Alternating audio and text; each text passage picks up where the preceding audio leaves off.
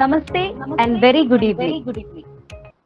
Distinguished guests, delegates, IEDC members, and other members of Bhavan's family. Bhavan's Royal Institute of Management, under the aegis of Bharatiya Vidya Bhavan, is renowned for its holistic academic endeavors for human development. This evening, our Innovation and Entrepreneurship Development Center, Bhavan's IEDC, is creating a platform for a different learning experience on entrepreneurship around robotics and design. If I ask, will robotics change our lives in the future? It will be a funny question, as they are already changing our lives in so many ways, and they have been for years. Today, we have with us two eminent personalities, Mr. Vishnu Shenoy and Mr. Akhil Espai, to talk to us about robotics and design, the entrepreneurship journey and startup challenges in India. Mr. Vishnu Shenoy is currently the user experience designer at Rupee Fintech. He has also worked as product designer at Maruti Suzuki India Private Limited and as design intern at Maruti Suzuki and Ashok Leyland.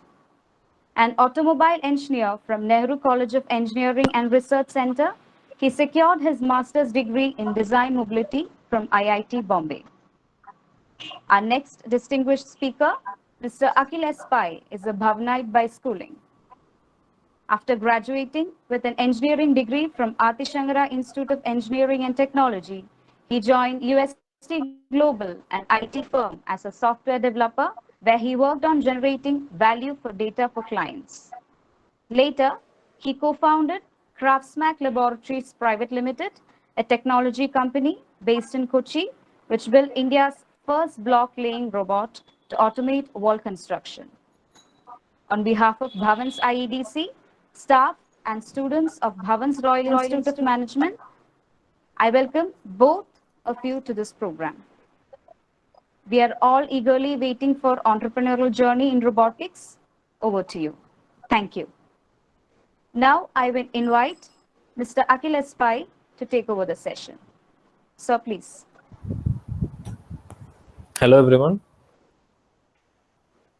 Hello. Am I audible to you? Yes, sir, you are. Okay. So thank you everyone for joining the meeting. I know it's Sunday evening and all of you are here, so I really appreciate it that you have shown such a great interest in this talk.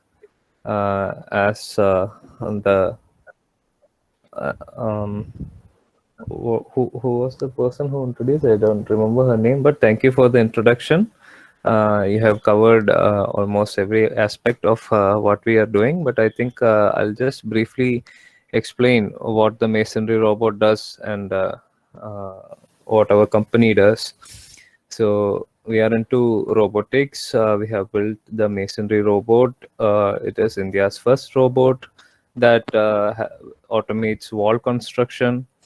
So what it does is it takes brick and it uses block mortar to build walls, the walls of the rooms that you are actually sitting in right now.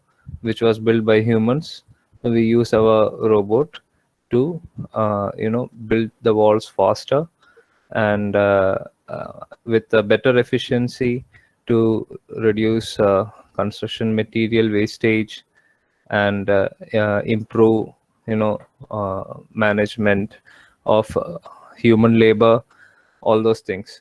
So I suggested this topic about entrepreneurial and startup challenges in India because I have seen a lot of startups budding up, but they are not able to continue growing, and I think robotics it has become a hype around which a lot of companies start up.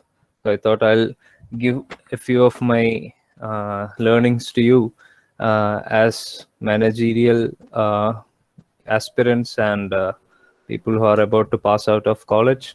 I think some of these points might be of use to you. So I would like to start the session by discussing some of the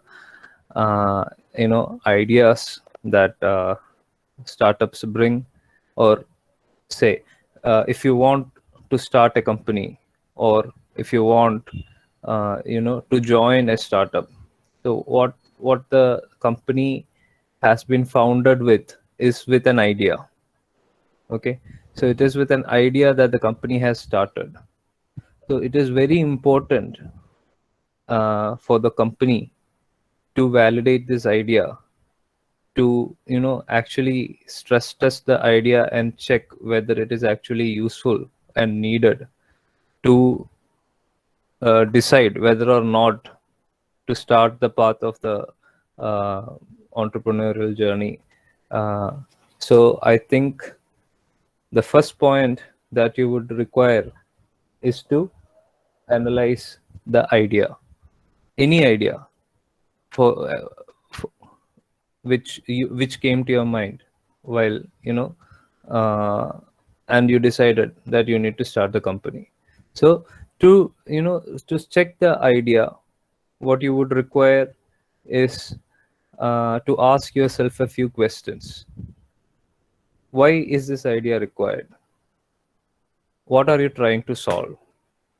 How are you going to solve this? And if you solve this, what are the problems or solutions? I mean, what are the problems that you will address through providing what kind of solutions? Okay, so in order to test this idea, what you will need is to create a problem statement. Have you heard of problem statements? Anyone? Hello?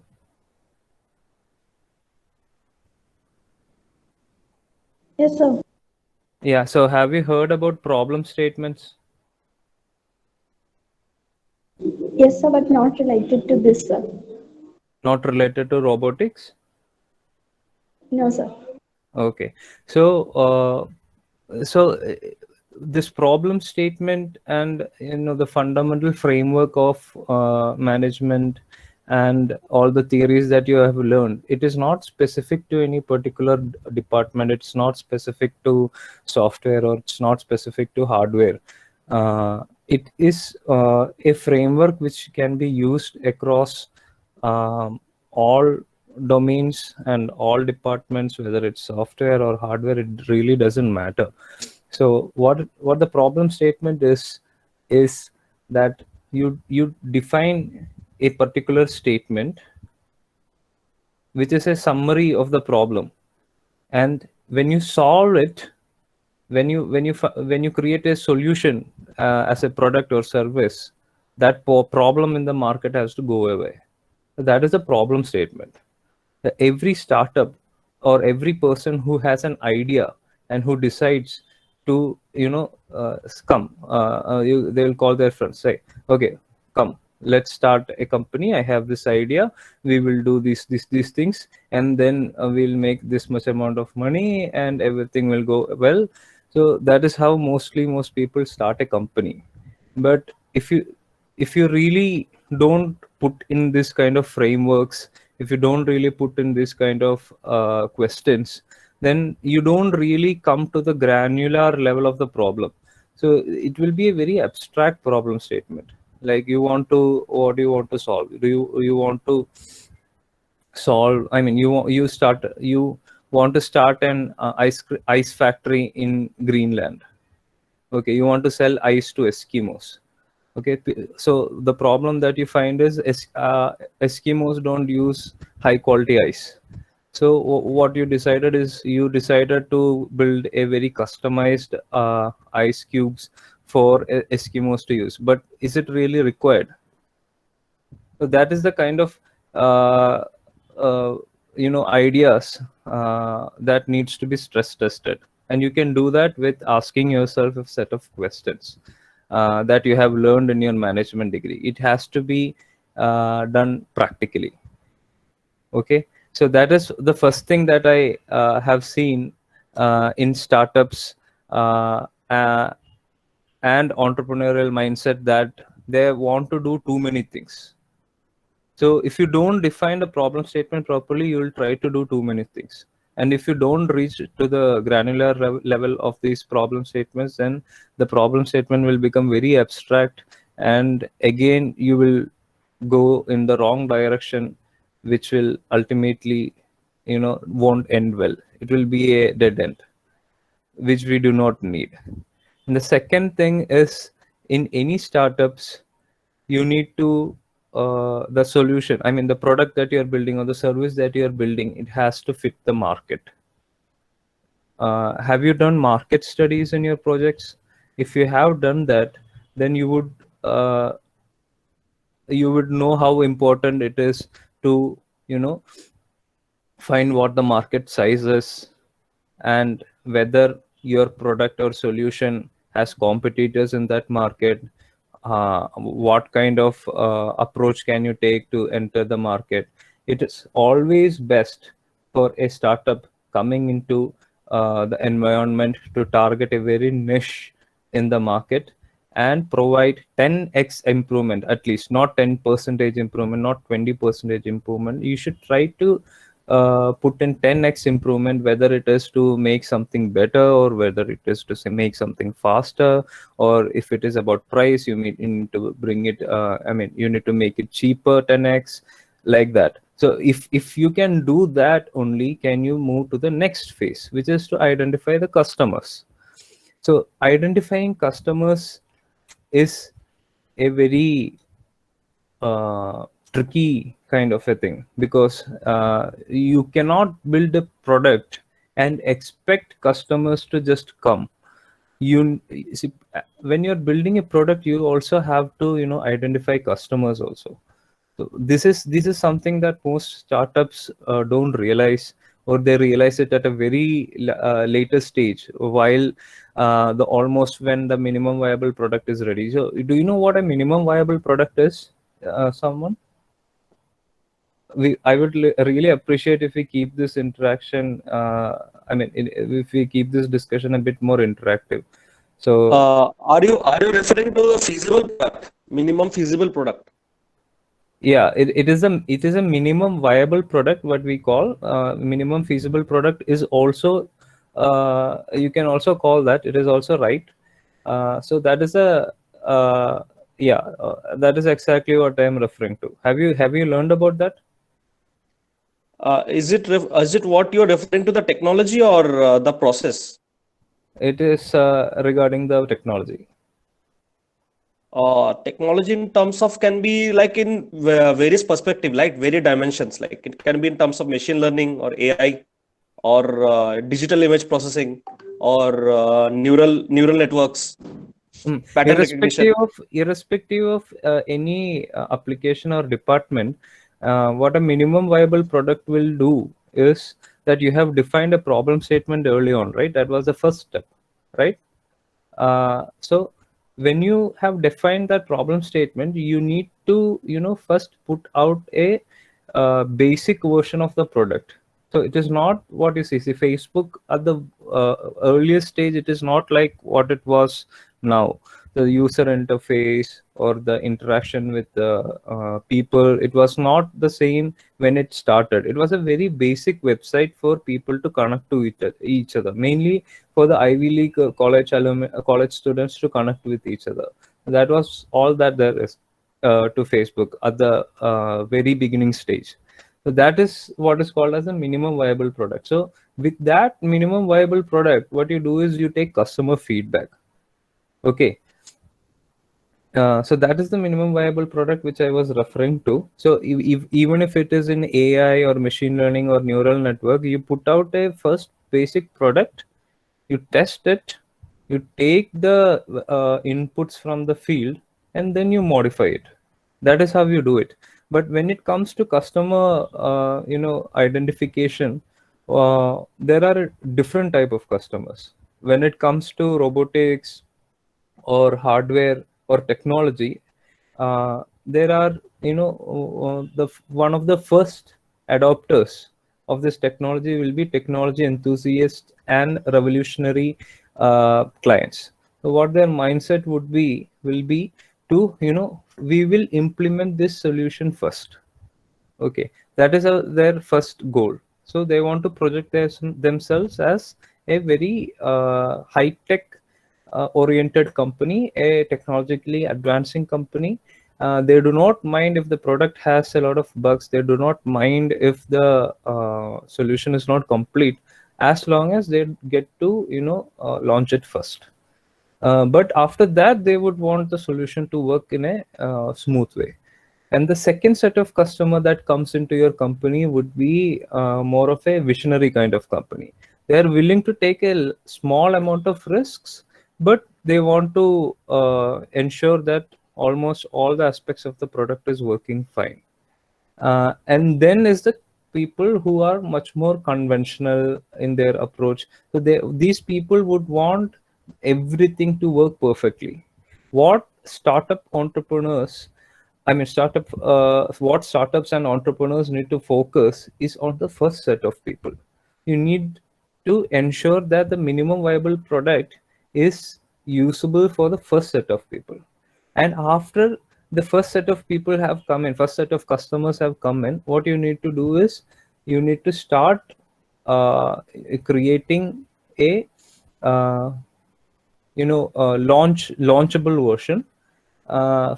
In order to do that, what you need to do is find a list of people who are much more conventional in their approach, and you go to meetings with them, you talk to them, ask them what they want, and then you come back and then you discuss with your team whether this is actually what they want or do they mean something else.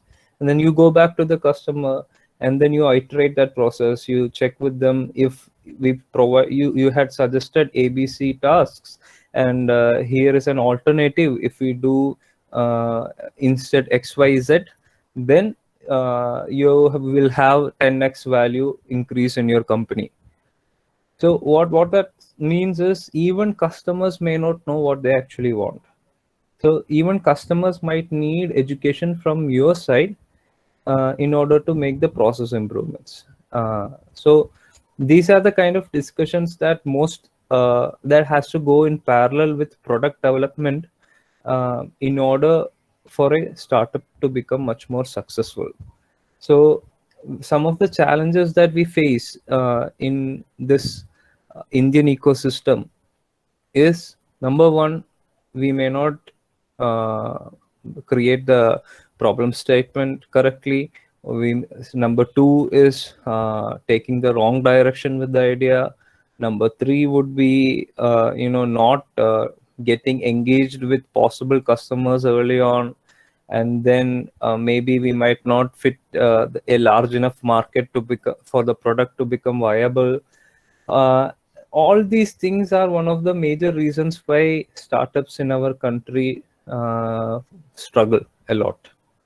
Some of the other aspects which startups face in India are lack of good ecosystem. So this is mainly applicable for hardware company. I'll say it from our perspective because we have built a very high intensity. Our robot has a very high level of hardware involvement in its development. So what we did is our company have developed high precision robotic actuators in house. These products, I mean these high precision robotic actuators were so costly that it was not viable to purchase it from an existing vendor, and we had to do it on our own. So these demanded that the manufacturers had high quality and skill. So when we were looking in the Indian market, we could find a few manufacturers who were able to do this properly. But when you look at countries like China or Japan, South Korea, Germany, much of the European countries and USA's, what you can find is this is not a challenge at all for them. If you go into a mall in Shenzhen in China, you just walk in, you can pick various components of a phone from different stores, and then you can come out of the mall with a new phone, and you can put your name on it.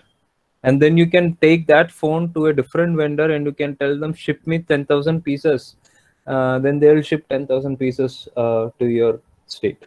You will get it in your home. Then you can build your own brand and you can sell it online. So that is how much the ecosystem of China has developed. When we compare it to India, we don't have that kind of a ecosystem in our country to support hardware companies. There are vendors which are good, but our government usually supports companies to build application. When it comes to the ecosystem, you cannot develop everything on your own. You need help. You need to ask help from people.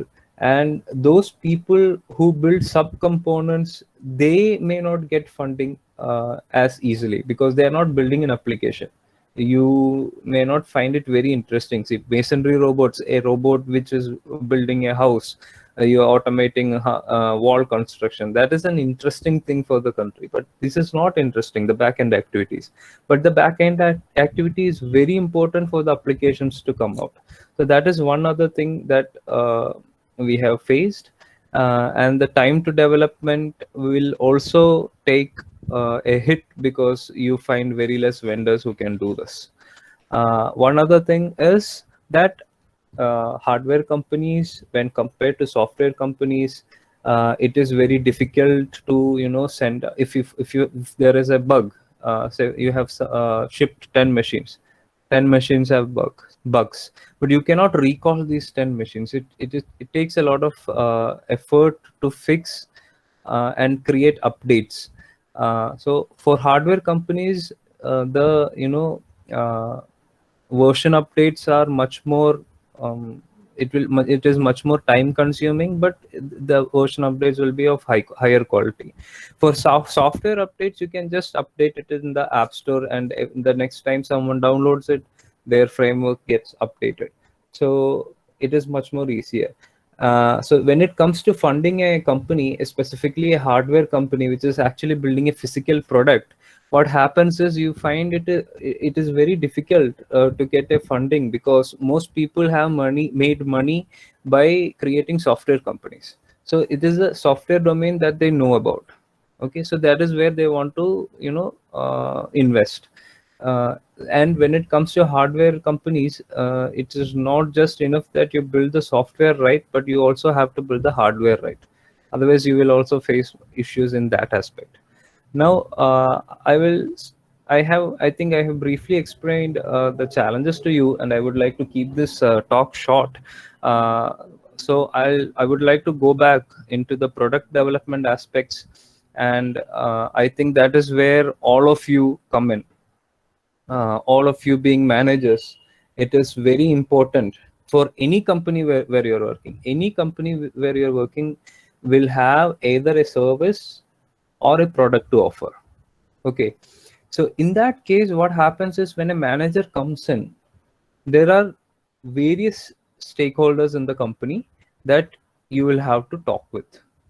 So in a robotics company, there will be a design department, there will be an engineering department, there will be marketing department, and you have to talk to customers and you have to talk to investors. All these people you will have to manage.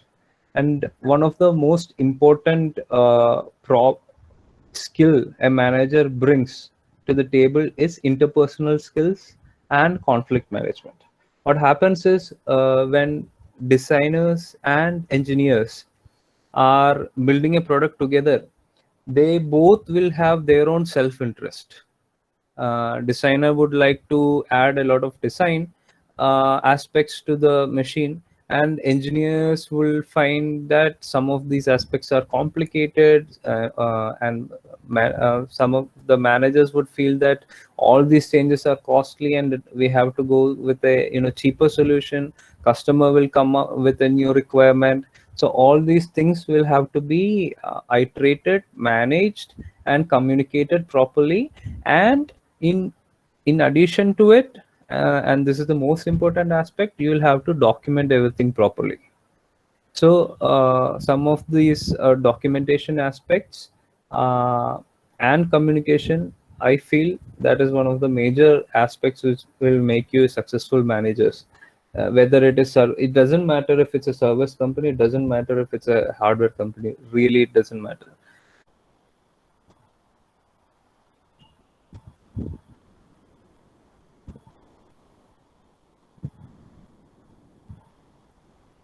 So can you see my screen? Hello? Yes, sir. Yes, sir. Yeah. So we quickly started. We started off with the topic of robotics and design, and what are some of the challenges faced by entrepreneurs and startups in specifically for the Indian ecosystem. In robotics, what most people usually think is about humanoid robots. So what you're seeing in the screen is a form of a humanoid robot that is mainly catering to the business to customer side of things. This is basically a toy.